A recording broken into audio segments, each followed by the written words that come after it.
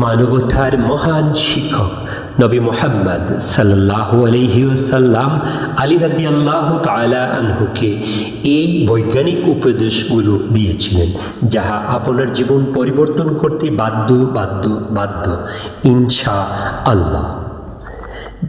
আজ আমরা মাত্র 2টি উপদেশ তুলে ধরছি, বাকি 19টি উপদেশ পর্ব আকারে প্রকাশ করা হবে ইনশাআল্লাহ।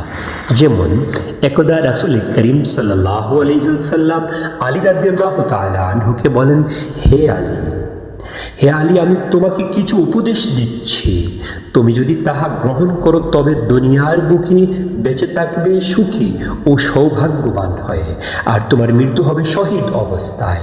কিয়ামত দিবসে তোমার রব তোমাকে উত্তোলন করবেন ফকিহ ও আলেম রূপে।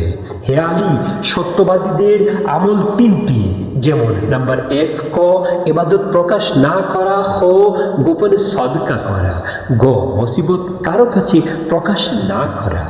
নাম্বার 2, হে আলী, কৃপণের আমল 3টি, কবরকে ভয় করা, ভিক্ষুককে ভয় পাওয়া, জাকাত না দেয়া।